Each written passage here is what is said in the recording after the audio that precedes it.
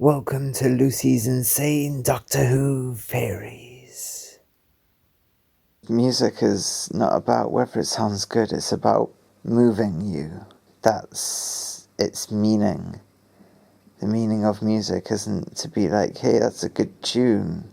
It is to move you, move the maker, move the listener. So yeah, music is not about how good it sounds. That is why, with It's Always a Twist at the End song, at the end of this thing, people seem to be vibing with it on screen, and if you play different music over it, it looks so good. But the actual song is mince, and that is part of the message of the episode, the core message of this episode. It's about the feeling, about the emotion, about moving you. That is why the music Maestro is always full of maximum emotion. They are the mover and the moved. That is what makes Music Maestro the embodiment of music, turning up of the emotions to 11. They eat music and the music moves them, and they become the most moved being in existence, just stuffed with so many emotions, all bubbling forth, trying to gain dominance. Alright, think about it. Sound is the movement of waves. Music is the movement of emotions. So when they use the tuning fork, and that brings the music back into the world, that brings sounds back into the world, the reason that's so powerful is because this is about movement. Sound and vision is creating movement so big and physical that it's rippling matter, it's splashing it about. It is moving on the physical level and the emotional level, and sound waves already physically move the physical level. So to have it move the physical level in such a big way that you can see it visually, that's what gives them the power. That's why this is powerful vision and sound. It all makes sense. It all links into the core ideas of this story. They want to move people. They want to change the world with music. Utterly change it. Move people so far away from what they would otherwise have been. So yeah, the Music Maestro wants to move as much as possible, and they want to be moved as much as possible. Screw everyone else. Entirely self-centered. There's no communality in music, ultimately. We're all just islands. Music's not a communal thing, that's just a byproduct that's meaningless to music. That's not what's at its core. Music is not communal. We just make it that because humans are weird and twee. Music is about being moved and moving, and only you can experience what you experience.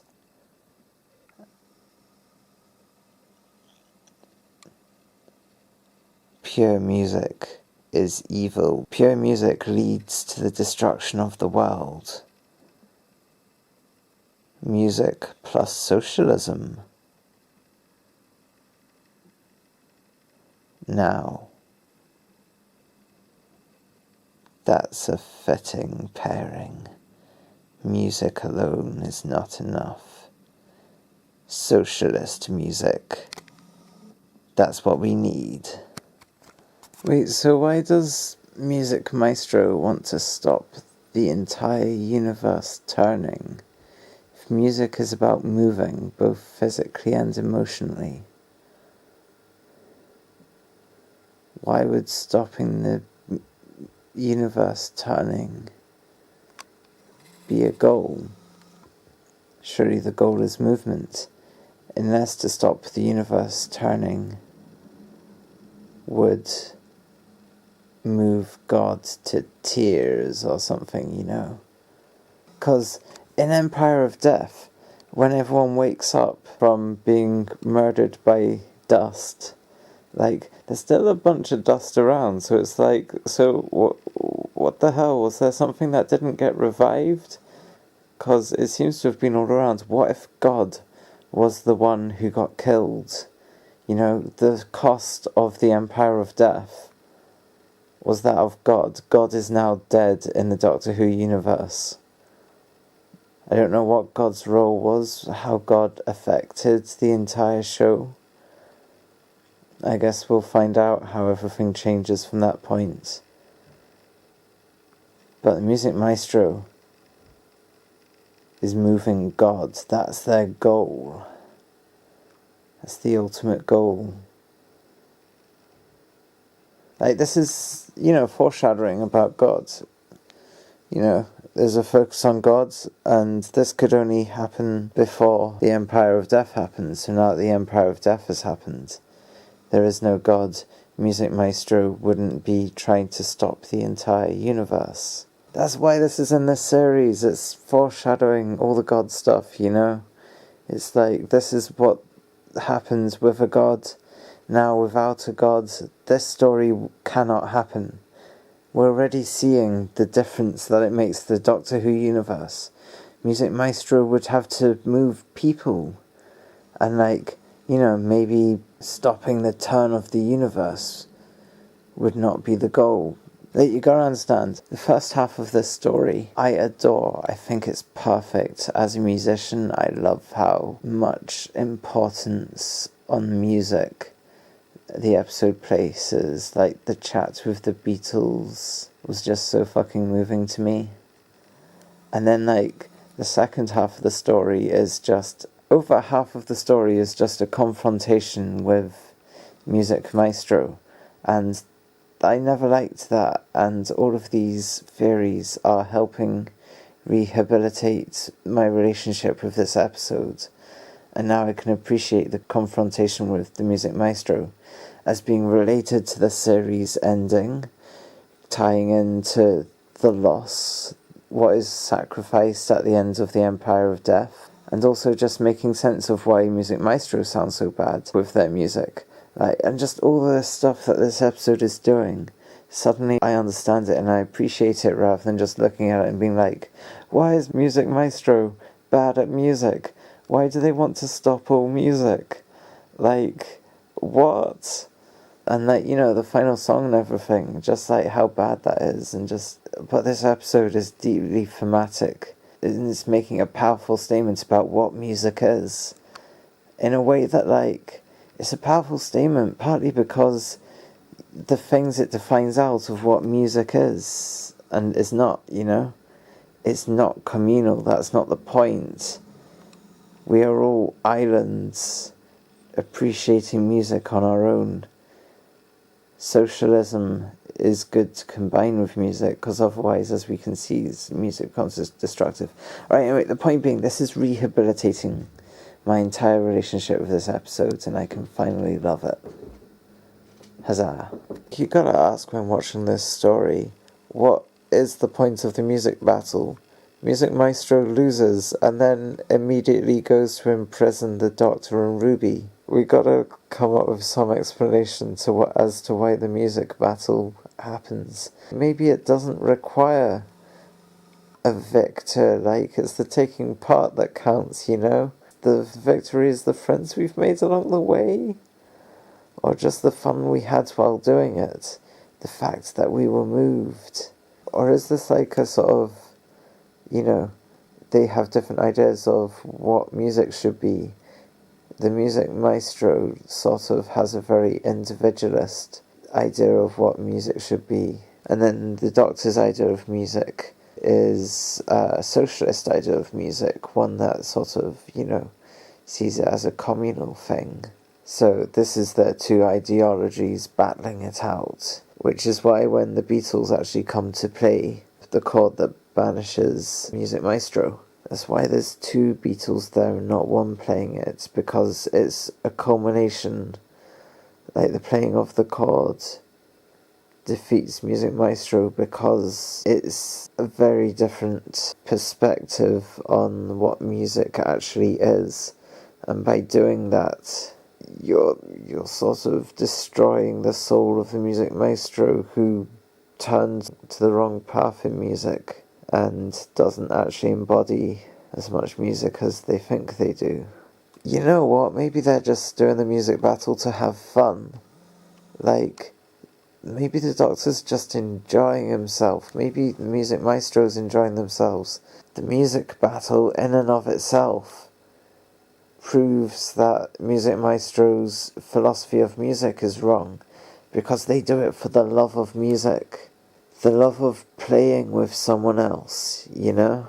The love of playing music with someone else, which incidentally is like a massive motivator for me in my life. One of my greatest goals is to get people to try out playing and preferably making music with someone else, just live, just jamming with them, you know? Like, I think that's such a unique, special experience that everyone should get to experience. That, you know, I put a lot of effort into making music as accessible as possible. I want people to listen to my music and think, hey, that sounds fun and easy. Anyway, yeah, music is communal. And in doing this music making with each other, the Doctor is trying to sway Music Maestro into taking a more communal perspective, one that is good for the universe. Music without socialism is evil. That's what we're being taught here. That's what the Doctor's representing. Musical socialism. Music should be social, because it's like everything else. Absolute music, you know, corrupts absolutely. So yeah, that's why this music battle isn't just a fucking pointless thing where they're just like, music battle, and then when the Maestro loses, like, there's no consequence to that. In fact, the opposite consequence seems to happen. It's so baffling until you think about it deeply and you realise how deeply Russell T Davies absolutely was thinking about this. I'm just a detective uncovering the truth. I'm not making this stuff up. I am looking at the evidence and finding the true meanings behind everything. I have the sight. Yeah, I'm surprised they win, especially because Ruby's just like, yeah, we need to win this, otherwise we die. The Doctor's just doing it for the fun of it. Like, when you look at Shooty here, he's like looking at the Maestro just like, hell yeah, we're making good music. Yeah, rock on. Ugh. Like, that's not a scared face, that's the face of someone just being like, oh hell yeah, this is what we're playing. This is good shit, isn't it? I am vibing. Like, yeah, just that spinning around. They're doing this not because they're trying to create the best music, otherwise Shooty wouldn't be turning around like this. He's doing this because it's fun. And Ruby's copying him because she assumes this is the thing to do. But she's not realising that she just needs to embrace the moment and enjoy it. Oh, Ruby. You failed to learn the basic lesson of a companion. Enjoy yourself. Like, how often do you get to jam with the god of music? Like, hell yeah. Like, if they're threatening my life, if they're like, I'm gonna kill you, I would be like, alright, you can try that. I'll try and stop you. However, before you do you want to have a jam? 'Cause hell yeah, I would jam with the god of music. Who wouldn't? Of course he's just going over the top and spinning round and playing the piano. The fucking magic of the god of music probably is affecting his ability to do this. That's the magic of jamming with the god of music. You can have so much fun. You can just do stuff that would usually be impossible. Although, if you think about it, the Doctor has multiple arms, as established in previous episodes. Capaldi said it at some point, he has multiple arms, because that's what you need to have to be able to do Venusian Aikido. Anyway, so the Doctor could actually be doing this a lot more easily, because if they have more arms, do they have more eyes? Can they just see exactly what they're doing here? Point being, I think the fact that Ruby's playing along as well implies that it's the magic of the music maestro allowing them to play like this. They are jamming and having fun. She isn't, because she failed to learn the lesson of the companion. He is, because he knows he's about to die. This god is part of a pantheon that, like, tore his soul in two last time, and he can't take that again. He is like, I'm gonna die. Let's have a bit of fun before I go out. You know? Blaze as brightly as I can. Yeah, screw it. I would absolutely do a no-stakes music battle with the god of music. That sounds like the best thing ever. And that's how he's treating it. He's scared for his life, but in this moment, he's just vibing. Living life on the edge because he's about to fall down the edge. Okay, so I suggested that Music Maestro loses the battle because their violin breaks. But if you think about it, what if the violin break is their final move in the music battle? The one that wins it. You know, they may be jamming together on a piano, but the Music Maestro destroys the instrument. That's the ultimate rock star move to do. Smash it up. Scream. This is the rock and roll finish that we need from the Music Maestro, the god of music. This is what makes jamming with them so good. And yet, such a short jam. Was it worth it to jam with the god of music? Well, if you're looking death in the face, doesn't mean you can't still have a bit of fun. So yeah, I don't think the jam was actually for anything, although if it was, then Maestro just won by doing the best finish and absorbing the TARDIS team into instruments, as they do very soon. That's their reward. They win. They get to entomb everyone in instruments. But no, I think this is done for fun. And also, Music Maestro could have slaughtered them at any point during the story, and it's their slowness to do it. The fact that ultimately, despite the individualist obsession with getting music all for themselves, basically their indulging of a music jam is delaying what could have been an easy, inevitable win, enjoying the socialness of playing music with someone, which is musical socialism. The Music Maestro would have won, but instead they lose because they embody a different idea of music, one that's destructive, one that's isolationist. You are an island and you are all that matters. As long as music serves you, that's all you care about, but music is social as well. Music is social and that's good. Music Maestro failed. They got beaten ideologically by someone who understands music better than them. The Doctor is the music socialist. Yeah, okay, I used to hate this song, but you know, the fact that it's bad is kind of the point of it. The point is the music moves the people in the scene. And that's what's important about music. It moves us. And it's a fun scene once you let go of needing the music to be good. It's more like the effect of the music and how communal it is. Like, everyone's so happy in this. They're clearly just moved to just make music, much like the music battle. The lyrics kind of are absolute nonsense for the large part.